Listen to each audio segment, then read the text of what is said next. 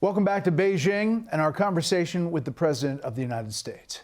Mr. President, you pushed redistricting, and after some really big wins in courts, including the Supreme Court, contested districts are now tilting to Republicans. It looks like they've picked up a number of seats, at least on paper. Do you think that that makes the difference in holding the House?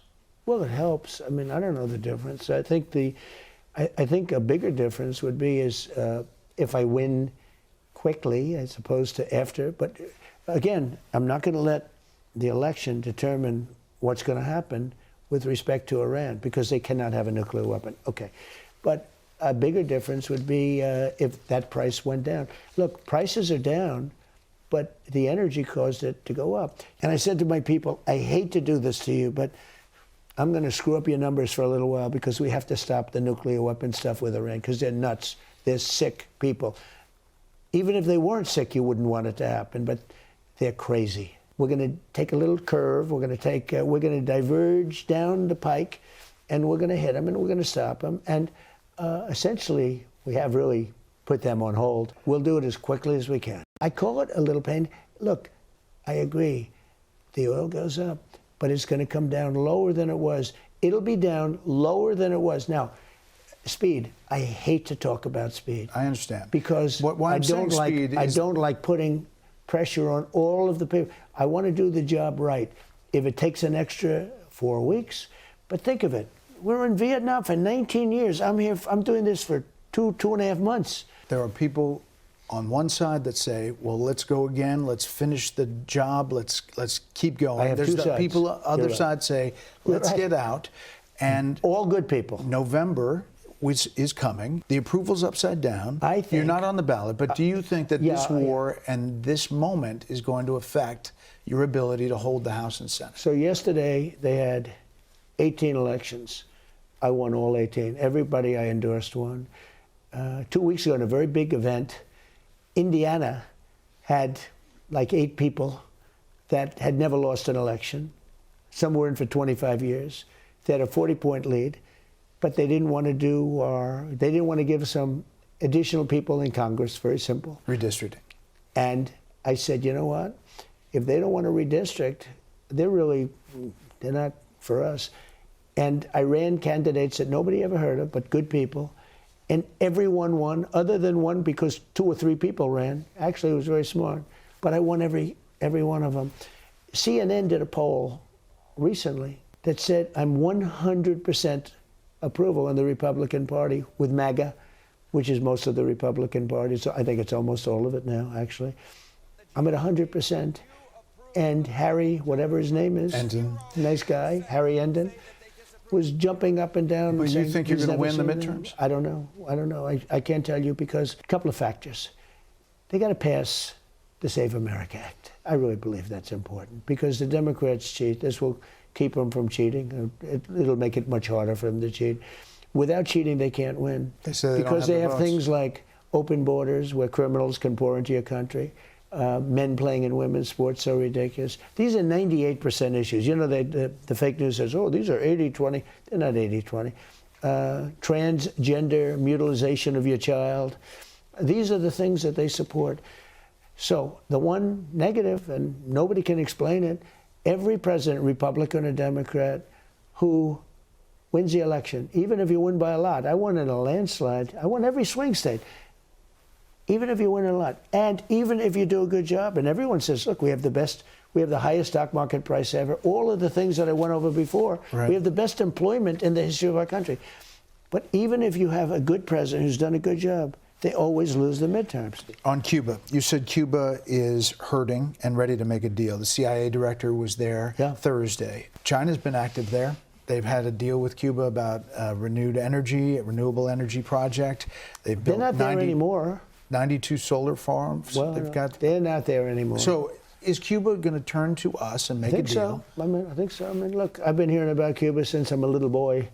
They've been saying, what's going on with Cuba? And I think we'll be turning it. Marco's been very effective, and the whole group has been very effective. It's I think they're going to have to come to us. It's a failed nation.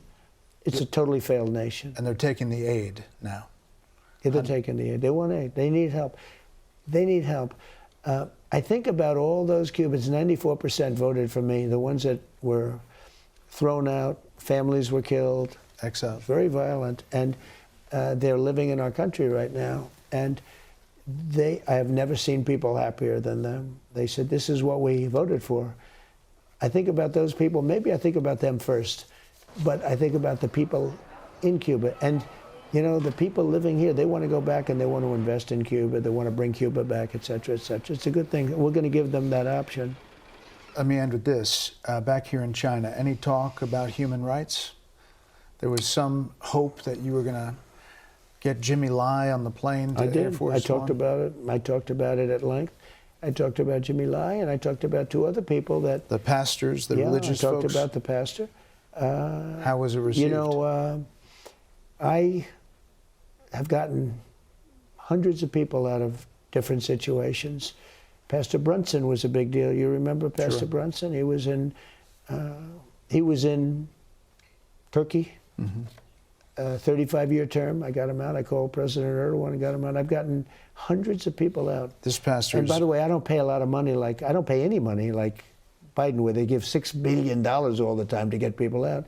I brought him up yesterday. How is that received? It's under consideration.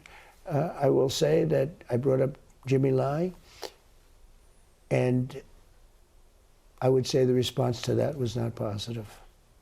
He said that he's been, you know, said it's been sort of his worst nightmare. It was, you know, opposition. He went through a whole thing, and I said, well, would appreciate if you would release him. He's gotten old, and he's probably not feeling too well. It would be nice. And I did not feel optimistic. I have to be honest with you about that one. I did feel optimistic about the second one. That's now under consideration. The pastor, very optimistic, actually. Yeah. And I put him down. I made a point of it. I mentioned Jimmy Lai again, second time. And I'd like to tell you that I'll be flying him back on Air Force One, but I won't be doing that. The other one, I think, will maybe get very strong consideration. But as you do fly back on Air Force One, you feel like this was a success? A fantastic success. The relationship, look, with two very powerful countries, I call it the G2. There's nobody comes close. We are more powerful than China. We were heading in the wrong direction. We were going to be a failed nation. We were doubling our welfare, and nobody was investing here. We have $18 trillion coming in.